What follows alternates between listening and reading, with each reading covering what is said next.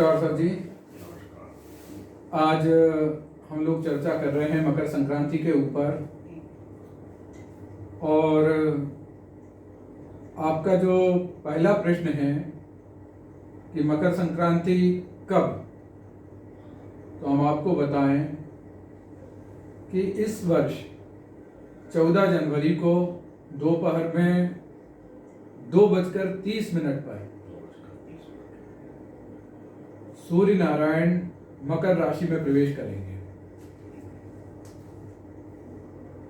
दूसरी बात यह है कि जो संक्रांति होती है ये हर महीने आती है, क्योंकि सूर्य एक राशि में लगभग 1 माह तक रहते हैं, और जब भी सूर्य का प्रवेश अगली राशि में होता है वो संक्रांति कहलाती है।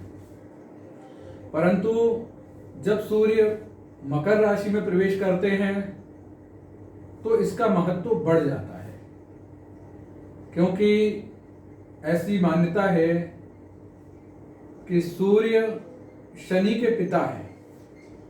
शनि सूर्य पुत्र हैं, तो एक पिता अपने पुत्र के घर में जा रहा है, और महत्व इसलिए भी इसका ज्यादा है क्योंकि ऐसी ज्योतिष शास्त्र में मान्यता है कि सूर्य और शनि आपस में प्रबल विरोधी ग्रह हैं। इनकी आपस में बिल्कुल नहीं बनती, और बने भी कैसे, क्योंकि जहां सूर्य संसार को प्रकाश देते हैं, उजाले के प्रतीक हैं, वहीं शनि अंधकार के प्रतीक हैं, तो इनकी नहीं बनती।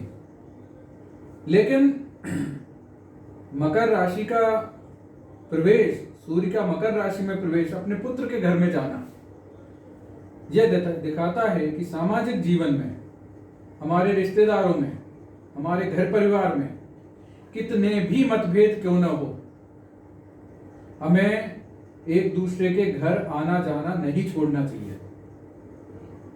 मकर संक्रांति के पर्व पर जो सूर्य शनि के घर जा रहे हैं, पता है उनकी नहीं बनती है, लेकिन इसका मतलब ये नहीं है कि वो उनके घर जाना छोड़ दें। आजकल सामाजिक जीवन में क्या हो रहा है कि जहां जिससे नहीं बनती है वहां संवादहीनता की स्थिति आ रही है, और इस कारण से घर परिवार टूट रहे हैं। तो ये एक ऐसा पर्व है जो यह दर्शाता है कि आप जुड़ो, भले ही आपके मतभेद हों, परंतु आना जाना छोड़ना नहीं चाहिए। फिर ऐसी मान्यता है कि इस दिन से सूर्य उत्तरायण हो जाते हैं, दिन बड़े होने लगते हैं, और सूर्य का उत्तरायण होना, क्योंकि अभी क्या है, जब धनु राशि में सूर्य नारायण रहते हैं तो एक अलग स्थिति रहती है, और जब मकर राशि में आते हैं तो उत्तरायण हो जाते हैं, और ये एक अच्छा समय माना जाता है, शुभ समय माना जाता है।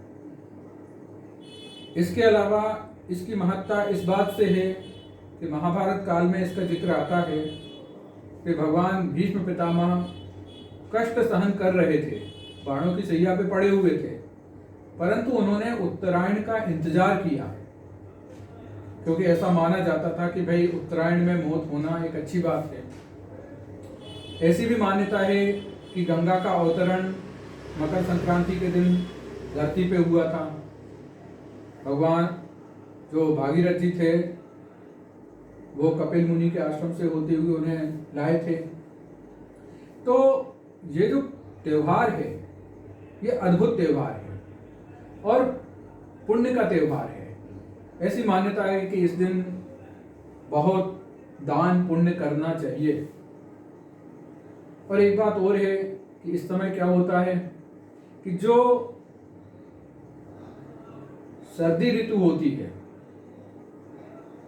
और अब सूर्य जैसे उत्तरायण होंगे तो बड़े दिन होंगे, तो अब गर्मी चालू होगी, तो यहाँ सर्दी रहती है। तो सर्दी में क्या है, आप दान करें। किन चीजों का दान करें? ऐसी चीजों का दान करें जो गर्म हो, और इसलिए कहा जाता है कि गुड़ का दान, तिल का दान, और अद्भुत तिल का दान आप दोनों ही ग्रहों के लिए कर सकते हैं। काले तिल का दान करते हैं, कहते हैं शनिदेव प्रसन्न होते हैं। सफेद तिल का अर्घ देते हैं, सूर्य नारायण प्रसन्न होते हैं। तो दोनों ही प्रकार से अद्भुत त्योहार है। तो इस दिन हर किसी को दान पुण्य करना चाहिए। एक सज्जन हमारे पास आए हुए थे, कह रहे थे दान कितना करना चाहिए। हम आपको बताएं, ये अपनी सामर्थ्य के ऊपर निर्भर करता है। व्यक्ति को अपने सामर्थ्य के अनुसार दान करना चाहिए। अगर मान लो जो भी आपकी सामर्थ्य है और जिसमें सहजता है। दूसरी बात यह है कि दान करो, बट प्रोपेगेंडा नहीं कि एक स्टॉल वेट कर रहे हैं या एक किसी को कंबल दे रहे हैं, गरीब को 10 लोग चित्र खिंचा रहे हैं। पुण्य करना है तो पुण्य का लाभ अगर चाहिए है तो उसके अंदर भाव होने चाहिए। हमें लगता है अपनी चर्चा पर्याप्त हो गई है। आज के लिए इतना ही।